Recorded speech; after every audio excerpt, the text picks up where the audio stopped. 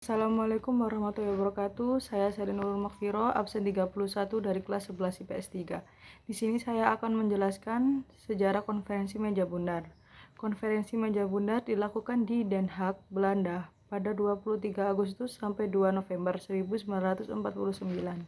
Kegiatan tersebut merupakan lanjutan dari perundingan Roem-Royen yang dilakukan pada 14 April 1949.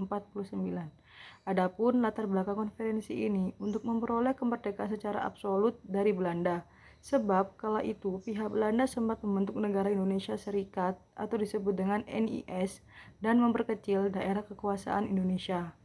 Ada beberapa tokoh yang terlibat dalam konferensi ini, baik dari pihak Belanda maupun Indonesia.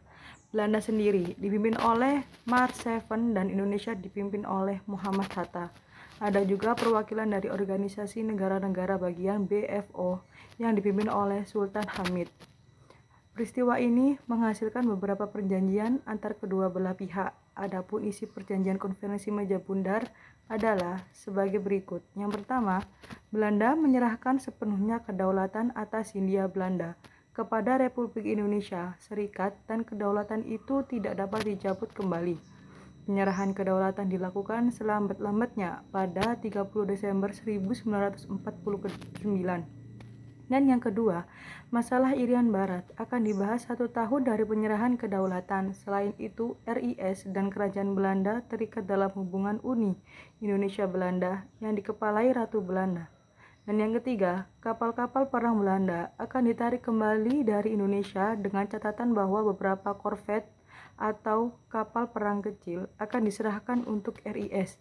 Dan yang terakhir, untuk menindaklanjuti konferensi meja bundar akan diadakan pemilihan Presiden RIS pada tanggal 6 Desember 1949.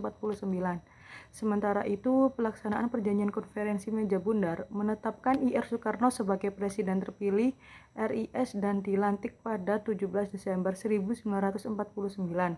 Kemudian di tanggal 20 Desember, Presiden Soekarno membentuk Kabinet RIS dengan Muhammad Hatta sebagai menterinya.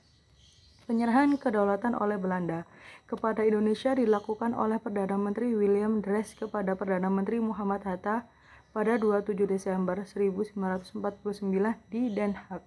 Naskah kedaulatan ditandatangani oleh Ratu Juliana dan Menteri Amja Sassen.